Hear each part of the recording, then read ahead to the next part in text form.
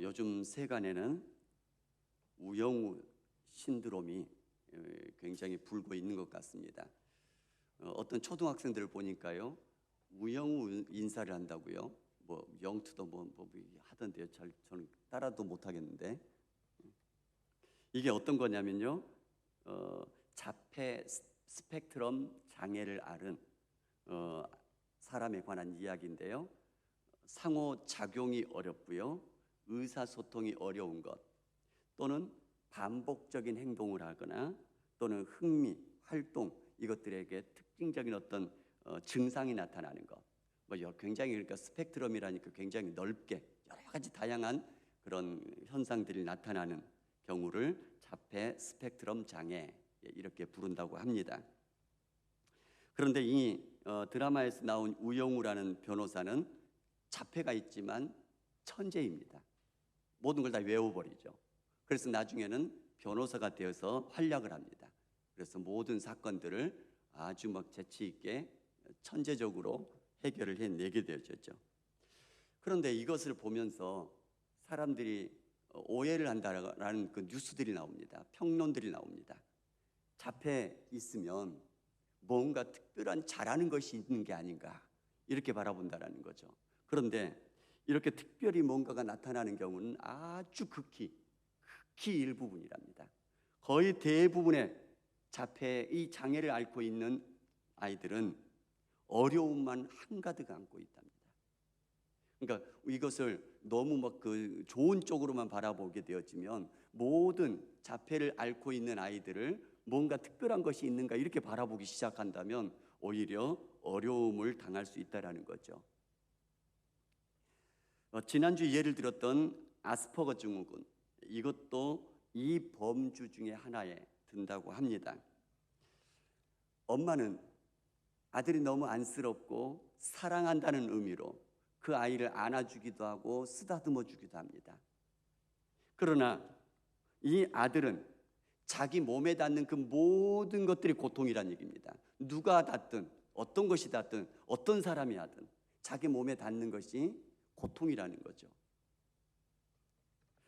때문에 우리 모든 일반 사람들은 안아주거나 쓰다듬어 주는 것은 사랑의 표현이지만, 그래서 이 엄마가 계속해서 그 아들을 안아주기도 하고 쓰다듬어 주기도 하지만 그 아들에게는 그것이 사랑법이 아니란 얘기입니다. 그 아들에게는 그것이 고통이라는 거죠. 그래서 그 아들에게는 정말 그 아들이 느끼기에 사랑을 한다는 것은 쓰다듬어 주고 안아주는 것이 아니라 바로 닿지 않고 그렇게 사랑해 주는 것이겠죠. 그러니까 우리가 사랑해 주고 또 누군가를 보살펴 주고 누군가에게 배려를 해준다는 것이 내 입장에서만 하면은 그것이 또한 어긋나갈 수도 있다라는 것이죠. 그래서 상대방에게 좋은 것, 그것을 살펴주는 것이 진짜 잘하는 사랑법이요, 섬겨주는 모습이란 얘기입니다. 그러나 또 이것도 있습니다. 이 자폐 스펙트럼 장애를 앓고 있는 사람들은 또 대부분의 이런 경우가 있는 거죠. 낯선 사람을 만나고 또 상담을 받고 치료를 받는 거, 이게 어색하다는 얘기입니다. 이게 어렵다라는 거죠. 그래서 이 아이도 오은영 박사를 만났을 때에 그 아이가 멀리 떨어지기도 하고요, 또 손을 깨물기도 하고요, 침을 뱉기도 하고, 이런 일들이 일어나고 있더라는 거죠. 불편하다는 얘기죠. 그렇게 아이가 싫어하지만 이런 경우는 어떻게 해야 되는 거죠? 어떻게든 잘 달려서 치료를 받게 해주는 것이 이 아이에게는 더 좋은 거 아니겠습니까? 그러니까 아이가 좋아하는 것 해주는 것, 당연합니다. 그러나 이 아이에게 더 좋은 거라면 그 아이에게 어떻게 해서든 그것을 받게 해주는 것, 이것이 더 좋은 것일 거란 얘기입니다. 예수님께서 우리에게 자유를 주셨습니다. 죄에서 그리고 죽음에서 우리를 해방시켜 주셨습니다. 진리를 알지니 진리가 너희를 자유케 하리라, 분명히 또 말씀하십니다. 그러나 경고를 합니다. 그 자유로 육체의 기회를 삼지 말라라고 말씀하십니다. 죄 용서를 받았고 구원을 받았습니다. 그렇기 때문에 이제는 구원받았기 때문에, 죄 용서 다 받았기 때문에 이제부터는 마음대로 살아도 된다, 그렇게 말하지 말란 얘기입니다. 마음대로 살고 회개하면 된다, 이렇게 말하지 말란 얘기입니다. 그것은 그 자유로 육체의 기회를 삼고 있는 것에 불과하다는 얘기입니다. 잘못된 것이란 얘기죠. 또 주어진 자유로 내 마음대로 살라고 주신 그 자유가 아니란 얘기입니다. 행동도 마찬가지입니다. 한번 여러분 생각해 보시기 바랍니다. 내 집에서, 내 방에서, 내 화장실에서 담배를 핍니다. 그건 그 사람 자유일까요, 아닐까요? 내 집에서 피는데 그 사람 자유죠. 그런데 그 담배 연기가 베란다를 통해서, 환풍구를 통해서 윗집으로 폴폴 올라간다면요, 그 자기 내 마음이야 하고 할 수 있을까요? 안 된다는 얘기입니다. 그때는 내 자유이지만 그것을 제한시켜 줘야 된다라는 것이죠. 말도 마찬가지입니다.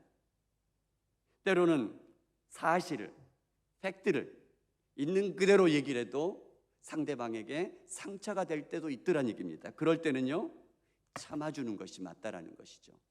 특히나 추측으로 말하는 말, 또는 누군가에게 들은 말, 그 말을 전달하는 것, 이것은 더욱더 위험할 수가 있다는 얘기입니다. 그럴 때는 참아주는 것, 그것이 진정한 자유를 누리는 거라는 얘기입니다. 자, 그래서 그 자유를 가지고 사랑으로 서로 종노릇하라 라고 말씀하십니다. 배려하는 데 사용하라는 얘기입니다. 섬기는 데 사용하라는 얘기입니다. 예수님께서 이 땅에 오신 이유가 바로 그와 똑같지 않습니까? 섬기려 하고 많은 사람을 위해서 자기 목숨을 대속물로 주기 위해서 오셨다, 그렇게 말씀하셨고, 실제로 십자가에서 그 일을 다 이루어 주시지 않으셨습니까? 예수님을 따르려거든 누구든지 자기를 부인하고 자기 십자가를 지고 따를 것이니라, 이렇게 말씀하고 있습니다. 우리 모두가 다 주님 믿음 안에서 진정한 자유를 얻었다면 그 자유를 가지고 서로 사랑으로 종노릇하면서 살아가기로 그렇게 작정하며 살아갈 수 있기를 주님의 이름으로 축복합니다. 별로 아멘이 안 나오시네요. 사랑으로 서로 종노릇 하십시다. 감사합니다. 그런데 이게 마음대로 안 돼요. 오늘 말씀해 보니까요, 예수님 믿으며 마음에 예수님을 영접하면 그 마음속에 예수의 영이신 성령께서 들어오십니다. 그런데 예수님 믿기 전에 우리 모든 사람들에게는 육체의 소욕이 있습니다. 그런데 이 성령의 마음과 육체의 마음 절대 같이 할 수 없습니다. 전혀 다른 지향점을 가지고 있거든요. 다른 데를 바라보고 있거든요. 그래서 같이 있으면 서로 부딪히고 충돌하고 갈등이 이루어질 수밖에 없다는 얘기입니다. 그래서 17절에 말씀합니다. 육체의 소욕은 성령을 거스르고 성령은 육체를 거스르나니 이 둘이 서로 대적함으로 너희가 원하는 것을 하지 못하게 하려 함이니라. 우리 마음속에 예수님 믿음으로써 성령의 마음이 들어왔는데 그것을 하고 싶은데, 성령께서 주시는 마음대로 살아가고 싶은데 더 강력한 육체의 뭔가가 끌어내리고 있더란 얘기입니다. 사도 바울은 이 갈라디아에서 이 말씀을 하시고 한참이 흐른 후에 로마서에서 자기는 지금까지 살아와도 여전히 그 가운데 고통스럽게 살아가고 있다 고백하고 있지 않습니까? 선을 행하기 원하는 나에게 악이 함께 있도다. 내적인 갈등, 그것 때문에 고통스러움, 이것을 토로하고 있습니다. 로마서 7장 22절 23절에 내 속사람으로는 하나님의 법을 즐거워하되 내 지체 속에서 한 다른 법이 내 마음의 법과 싸워 내 지체 속에 있는 죄의 법으로 나를 사로잡는 것을 보는도다. 그러면서 한탄하는 것이 오호라 나는 곤고한 사람이다. 마음속에서 계속해서 갈등하고 있다는 얘기입니다. 예수님 믿고 영접함으로 성령께서 내 마음에 들어오시면 성령께서 어떤 마음을 주시냐면 하나님의 영광을 위해서 살고자 하는 그 마음을 주신다는 얘기입니다. 성령 충만하면 충만할수록 그 마음은 점점 더 커져갈 것입니다. 성령이 성령 충만하지 아니하고 성령의 마음이 조금 있으면 하나님 영광 위에서 살아가고자 하는 마음도 거의 희미하겠죠. 하나님의 중심성이 생겨나고 점점 더 커간다는 얘기죠. 성령이 오시면 요한복음에 예수님께서 말씀하십니다. 말씀을 생각나게 하실 것이다. 성령이 오시면 그 말씀대로 살아가고자 하는 그 마음을 집어넣어 주실 거란 얘기입니다.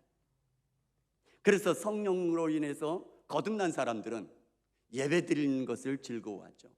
예배 드리고자 하는 마음이 생기죠. 기도하고자 하는 마음이 생깁니다. 때로는 기도를 못한다 할지라도 기도해야 돼라는 마음들이 마음속에 계속해서 생겨날 것입니다. 나는 왜 기도 못하지? 그 마음속에 환탄하면서도 또 기도해야 된다라는 마음은 여전히 생겨날 것입니다. 전도해야 된다라는 마음은 있을 것입니다. 용기가 없어서 믿음이 연약해서 입이 떨어지진 않지만 여러 가지 핑계를 대면서 내 속으로 핑계를 대면서 전도를 하진 않고 있지만 그래도 하나님께서 전도하라고 했는데 이 마음속은 계속해서 일어나게 될 것입니다. 누가 주시는 마음이라고요? 성령께서 그 마음을 주신다는 얘기입니다. 성령께서 내 마음에 오시면 하나님이 기뻐하시는 어려운 사람들을 돌아보고 도와주고 배려하고 베풀고자 하는 그 마음들이 계속해서 들어올 것입니다. 여러 가지 형편과 사정과 여러 가지 생각 때문에 실제 실천은 하지 못하고 있다 할지라도 그러면서도 여전히 마음속에는 부담의 마음이 생겨나게 될 것입니다. 성령께서 내 마음속에 들어오시면 하나님 말씀의 원리대로 섬겨지고 낮아지고 종노릇해야 된다라는 그것은 알고 있을 것입니다. 실제 행동하지 못한다 할지라도 실제 실천으로 옮기지 못한다 할지라도 여전히 그 마음속에 그러한 마음들은 계속해서 일어날 것입니다. 이러한 마음이 여러분 마음속에 있다면 그것이 그 마음이 크든지 작든지 바로 성령께서 내 마음에 계시다라고 여기면 거의 확실할 것입니다. 그러나 이러한 마음이 전혀 일어나지 않는다. 예배 드리고자 하는 마음도 전혀 없고요. 기도드리는 마음, 전도하는 마음, 하나님 말씀 따라 하나님 기뻐하심을 따라 살아가고자 하는 마음, 이런 마음들이 아예 일어나지 않는다. 이것은 두 가지 중에 하나입니다. 하나는 아직 예수님을 온전하게 믿지 않았거나 또 하나는 예수님을 믿었지만 자꾸 성령의 마음을 무시함으로써 마음에 화인 맞은 마음 또는 영적으로 잠들어버린 마음, 굳어버린 마음이란 얘기입니다. 이런 마음들은 정말 믿은 사람이라면 믿었다면 언젠가는 하나님께서 돌아오게 만들어 주실 것입니다. 그러나 여전히 깨닫지 못하고 있으면 스스로 깨닫지 못하고 있으면 하나님께서 매를 때리셔서라도 회개하고 돌이키게 만들어 주실 것입니다. 그러나 매 맞고 아파하면서 회개할 것인가 아니면 맞기 전에 먼저 하나님 앞에 돌이킬 것인가 그것은 우리들의 몫입니다. 여러분의 마음을 한번 돌이켜 보시기 바랍니다. 하나님을 향한 마음이 크든지 적든지 또 그 마음대로 승리하면서 살든지 그 마음은 있지만 자꾸 지든지 그거 상관없습니다. 그 마음이 정말 있는지 있다면 성령께서 내 마음에 들어와 계시다는 얘기입니다. 믿지 않고 육체의 소욕으로만 가득 찬 사람들은 전혀 예배에 대한 마음 없습니다. 전혀 전도에 대한 마음 전혀 없습니다. 하나님 기뻐하신 대로 살고자 하는 마음 전혀 있을 수가 없는 것이죠. 자, 그러나 이러한 성령의 마음으로 승리하며 살기 어렵게 하는 또 다른 마음이 내 속에 있어서 심각한 갈등이 이루어지고 있더란 얘기입니다. 내 속에서요. 하나님 말씀 따라서 하나님 기뻐하심을 따라서 그 마음이 일어나게 해주시니 그렇게 살고 싶은 마음이 일어나는데 그렇게 살지 못하도록 끌어내리는 그러한 마음이 또 있더란 얘기입니다. 때문에 성령의 마음으로 늘 그 마음 주시는 대로 승리하면서 사느냐 아니면 패배하면서 죄악 가운데서 계속 나뒹굴고 사느냐, 이거 상관없이 내 마음속에 이 두 가지 마음으로 갈등하고 있다면 바로 성령의 마음이 들어와 계시다는 증거가 될 것이란 얘기입니다. 그러나 자꾸 진다는 얘기는 성령의 마음이 아주 적다는 얘기가 되겠죠. 그러나 그 마음, 성령의 마음 따라 이기면서 살아간다는 얘기는 성령의 충만함이 그만큼 많이 있다는 얘기가 될 것입니다. 그렇기 때문에 우리에게 성령의 충만함을 받으라라고 말씀하고 있는 것입니다. 자, 그러면 이 육체의 소욕이 무엇이길래 자꾸 그 마음을 끌어내리고 있는 것인가? 바로 육체의 소욕이란 원죄를 이어받고 태어난 우리 모든 인간들에게 자연스럽게 나오는 육체의 소욕을 얘기합니다. 자기 중심성입니다. 죄악의 본성입니다. 쾌락의 본성입니다. 이것을 일컬어서 육체의 소욕이란 얘기입니다. 이 원래부터 육체의 소욕은 하나님의 영광을 위해서 살지 말아라라고 외치고 있습니다. 성경대로 살 필요가 없다라고 속삭이고 있습니다. 다른 사람을 위해서 섬기지 말아라고 얘기를 하고 있습니다. 혹시 하고 싶은 마음이 들 때 그 육체의 소욕은 끊임없이 속삭이는데 귀찮다라는 마음을 심어줍니다. 그렇게 하면 손해보는 것이다라고 속삭이고 있습니다. 그거 전혀 불필요한 일이다 라고 하면서 우리를 속에서 유혹하고 끌어내립니다.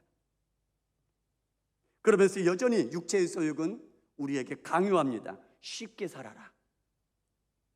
너 자신이 더 중요하다 라고 속삭이면서 끊임없이 끌어내리는데, 이것이 얼마나 강력하냐면 바로 지구의 중력과 같다는 얘기입니다.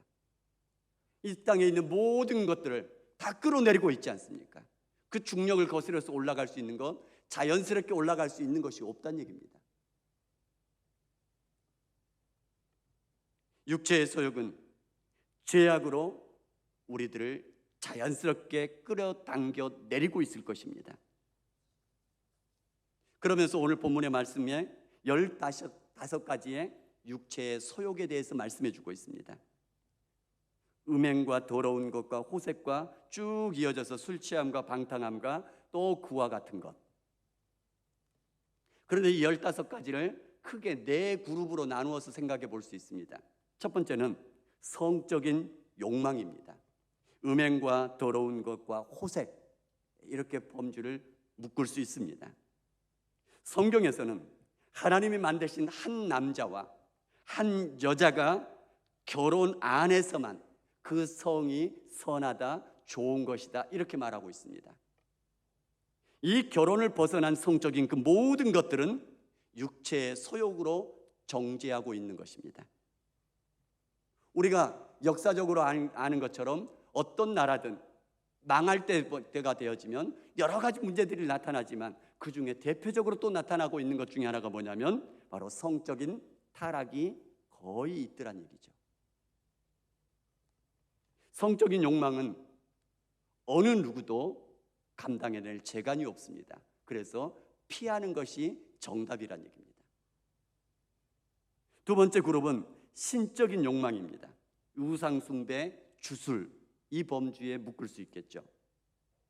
하나님이 아닌 다른 어떤 절대자를 의탁하고 그 절대자에게 바라는 그 마음을 일컫습니다. 이것은 다른 절대자를 의지하고 의탁한다는 얘기는 무슨 얘기냐면 바로 물질적인 풍요로움 가운데 살고자 하는 그 마음이 거기에 숨어 있는 것입니다.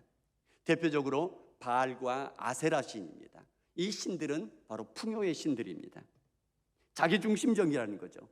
그래서 어떤 신이든 신에게든지 또는 신을 만들어서라도 신에게 빌립니다. 또는 신을 달래고 얼레서라도 뭔가를 차지하려고 합니다. 내 것 삼으려고 합니다.